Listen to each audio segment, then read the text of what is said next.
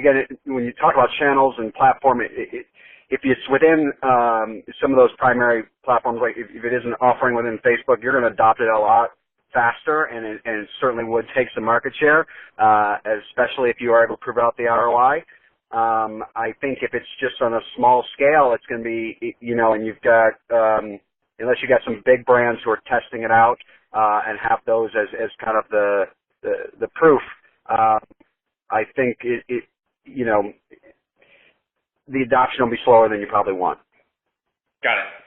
I mean, and just to give you some context, I know I'm pressing this point, but it is kind of the one we're trying to figure out really is are we going to invest in this technology because we want to make sure that there is a clear pain point and use case that we're solving for.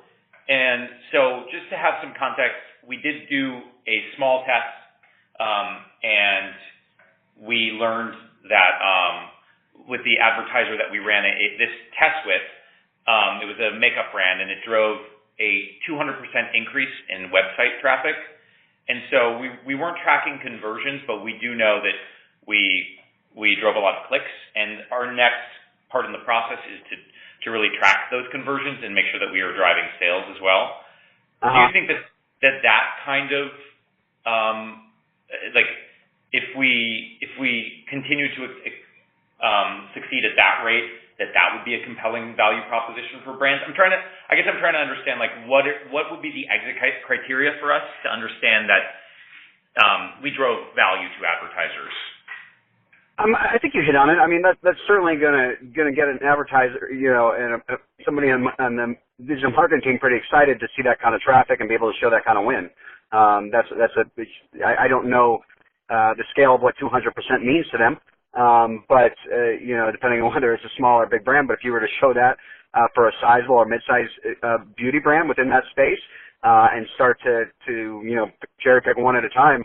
I think beauty brands are always open to new types of advertising to engage. That's the entire impetus of their platform, is to get people to try things, and their audience is the most engaged when it comes to doing those sorts of things. So I think you can start to pick that off, and it's a good category to do that in, and particularly when it comes to results, because at the end of the day, they do want, they're highly analytical, and digitally minded, especially when you think of like L'Oreal. Like, it does come down to those dollars and cents at the end of the day. So if you're able to prove that out down to the conversion level, I think that'd go a long way. Okay, awesome. So we covered Snapchat. We talked about these proprietary technologies that a lot of the brands are building. Are there any other distributors or competitors in the space that are succeeding at this right now? Not that I'm aware of. Okay. Cool.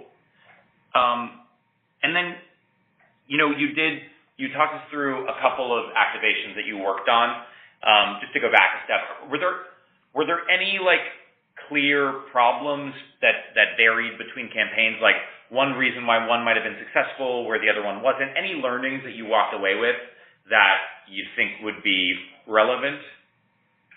Well, I think you just hit it with that word, is making sure that it's relevant, like the experience ties back to the product and the brand. I think when we early on too, we were sponsoring filters like that just really didn't tie back to what Urban Decay was all about, and our audience really, voiced their opinions about it, or we see very low engagement around that. So it really had to address the need and the goal of the campaign, and obviously have a feel that is unique to the brand and not that anybody else can do. Because that ad, if they can go try it on, well, great. But how is Mac going to differentiate within that ad? What is the opportunity there versus an Urban Decay? Or is it just the same utility that everybody can have? You know what I mean? Like if everybody could just slap their logo on it and call it a day.